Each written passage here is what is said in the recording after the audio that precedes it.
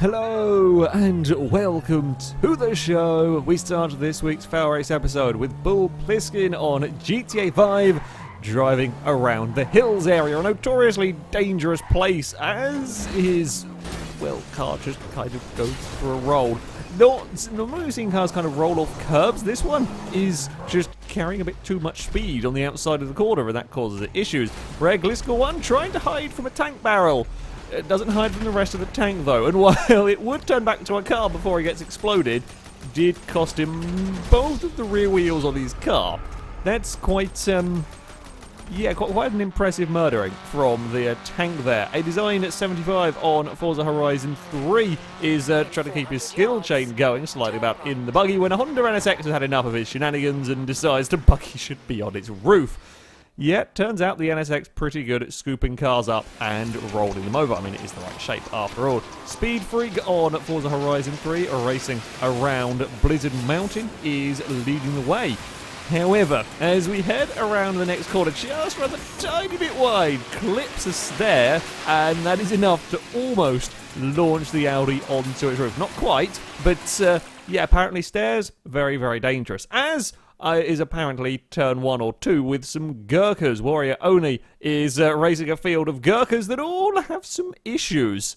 I've not seen Reliance fall over, but Gurkhas in the snow of all places, whatever it was on the inside of that corner, that 3 or 4 of them tumbled over and the rest of them kind of got stuck in all of the chaos. So there we go. Torn 71 on Forza Motorsport 6 are racing a Corvette around the Alps. This a notoriously fast and dangerous corner. One of the cars up ahead just gets a little bit of oversteer, can't quite gather it all back up, and they end up coming together. The Corvette tumbling. Amazingly, someone drives straight underneath him. That is quite a bit of luck that this guy happens to be just high enough in the air to get away with that one.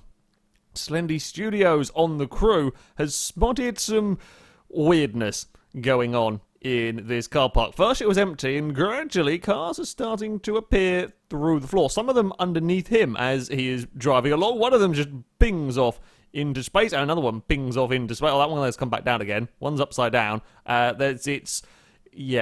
Not a particularly... I wouldn't want to leave my car in this car park, shall we say. I would definitely not be parking my car in that. Slideways on Flat Out Ultimate Carnage. As we come across the jump, this Pepper gets a little bit lazy and decides it's going to be carried a fair length off the back straight on somebody's roof. Actually, I've seen a couple of cars. Mostly it's the Pepper that's getting carried in Flat Out as well. That's a weird... In the end, it didn't work out quite so well for him as he got dumped into a wall and spun around. Black and Red 81 on Burnout Revenge is playing again game mode where you have to try and crash into traffic cars, and while his vehicle is invincible, it's not invincible against cars, not invincible against traffic signs, as it turns out. I think kind of a truck gets folded up, but as it gets folded up, it lifts the Viper-esque car here straight into the sign, and yeah, turns out road signs are pretty damn tough. Ian 55 on Need for Speed 2015 is racing around, minding his own business, when the FailRace Police Department make an appearance, ramped straight up, I think it's a Lamborghini up ahead, ramped straight off the front of it into the concrete. It's, yeah, a very, very FailRace Police Department entrance if ever I saw one. Toy GZ1 on Sleeping Dogs is messing around with the ability to open the door, kind of hang out the side of the car and, you know, try and smack oncoming vehicles when the game has had enough of his shenanigans, and decides his vehicle should go up into the roof of a tunnel.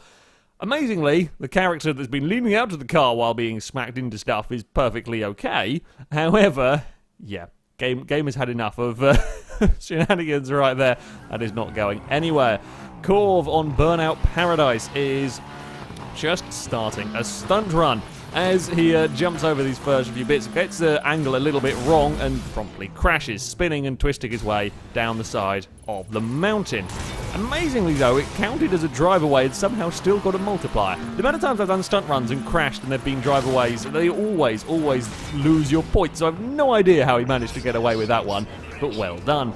Jamie on No Man's Sky is trying to, well, approach a space station. Now, when you enter these, the game is supposed to try to take auto control of your ship. He's lined up relatively well as he comes into the space station. The auto control accelerates the ship and we crash into the floor.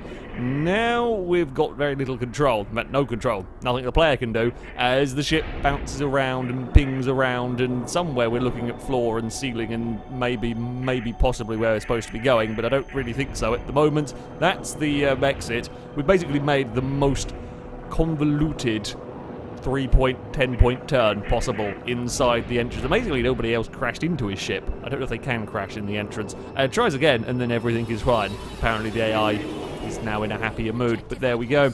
Finally, we are on to Battlefield 1 with a tank v tank battle. The best kind of a tank v tank battle, though, is the guns apparently not really doing enough, so we're going for a push of war instead. Amazingly, it's working very, very well. I say it's a land ship, technically, as the player with it manages to roll over the enemy tank and still continues to harass it. I mean, this tank's on fire. It's massively on fire, in fact, as the enemy tank has got twisted over again. It's still twisting. Guns are useless, so they can't aim at the right angle. And in all of that, he's managed to explode the enemy tank. I don't know if it was just rolling it over that exploded it, or whether there was somebody else threw a grenade or something, rocketed it, etc. But that is some proper FailRace school of military tactics right there. Well done for taking out the enemy tank in such a spectacular manner. That, though, is going to be it for this episode. As ever, if you have clips you'd like to submit to this series, you can via our forums. There'll be a link in the description. At the very top of the page is the FailRace clip submission section, and there you can find all of the rules and how to submit them. However, that's going to be it from me. Thank you very much for watching, and until next time, goodbye.